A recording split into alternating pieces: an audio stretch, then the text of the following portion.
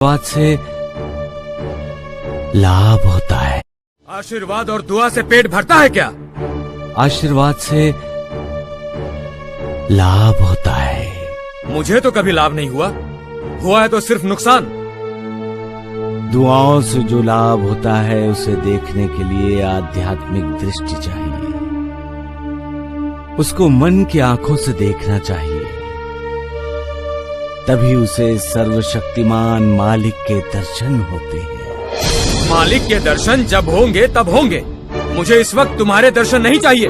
चल भाग यहाँ से। भिक्षा नहीं दोगे? भागता है या दूं एक? विनायक, तुम ये क्या कर रहे हो? साईं बाबा का अपमान कर रहे हो। साईं बाबा मालिक हैं, भगवान हैं। मालिक? मालिक को तो लोगों के दुख दर्द दूर करने चाहिए ना, लेकिन खुशाल चंद, तुम्हारे इस मालिक ने तो मुझे सिर्फ दुख और दर्द ही दिया है।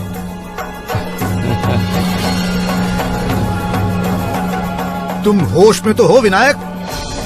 होश तो अब उड़ गए हैं मेरे।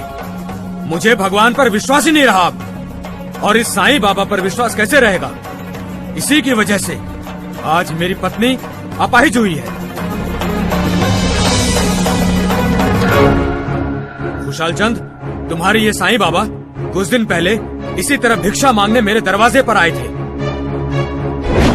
भिक्षाम दे ही माई। और मेरी पत्नी विमला इसे भिक्षा देने गई।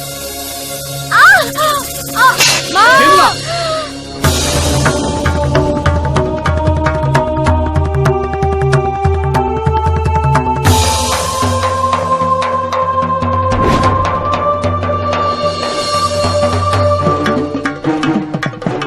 तुम्हारी ये साईं बाबा भिक्षा लेने नहीं, मेरे परिवार का सुख चैन छीनने आए थे, और आज क्या छीनने आए हैं? मेरी पत्नी विमला के प्राण।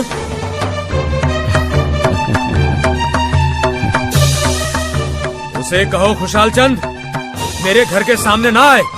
चले जाओ यहाँ से। चलिए बाबा, ना तो हम आपका अपमान देख सकते हैं, ना ही बर्दाश्त कर सकते हैं। चलिए। खुशाल चंद, कभी कभी मालिक भक्तों के दरवाजे पर दस्तक देता है कुछ लेने के लिए, और कभी कभी कुछ देता भी है। जो लेता है वो अपने भक्तों के दुख दर्द, उनकी दुर्दशा, उनकी बदनसीबी, उन पर गिरने वाले संकट की बिजली भी अपनी झोली में डाल लेना चाहता है। मालिक अपनी तरफ से पूरी कोशिश करता है होनी को अनहोनी में बदलने की, ताकि उसका भक्त बच जाए। ये जानते हुए भी कि होनी को अनहोनी में नहीं बदला जा सकता, ये जानते हुए भी कि जो कुछ भी होता है उसी के नियमों के अनुसार ही होता है। अपने कर्मों का फल हर किसी को भुगतना ही पड़ता है खुशाल चंद। मालिक भी उसमें हस्तक्षेप नहीं कर सकता। इसीलिए तो कहते हैं होनी होकर रहती है।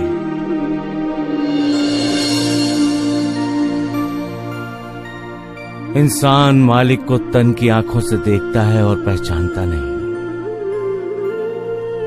मालिक इंसान के दरवाजे पर दस्तक देता है, अपने भक्त को राहत देना चाहता है, परंतु समय बड़ा बलवान है खुशाल चंद। इंसान कुछ क्षणों की देरी करता है और कर्म बंधन से अपने जिस भक्त को मालिक छुटकारा दिलाना चाहता है, वही भक्त उस कुछ क्षणों की देरी की वजह से अपने कर्मों के बंधन में बंध जाता है और अपने कर्मों का फल भोगने लगता है और दोष देता है उसके लिए मालिक को।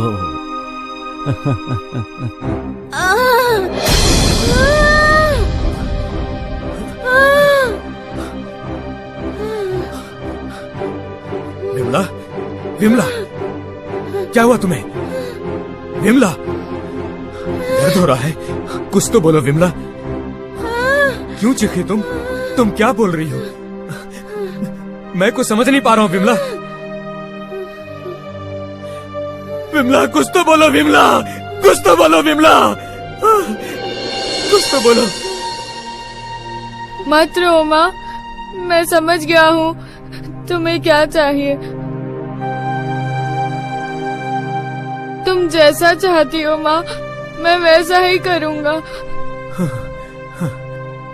पिछली बार आप साईं बाबा को भिक्षा नहीं दे पाई थी ना, इसीलिए आप बीमार पड़ गई ना। अब हम साईं बाबा को भिक्षा दे देंगे, फिर तुम ठीक हो जाओगी ना माँ।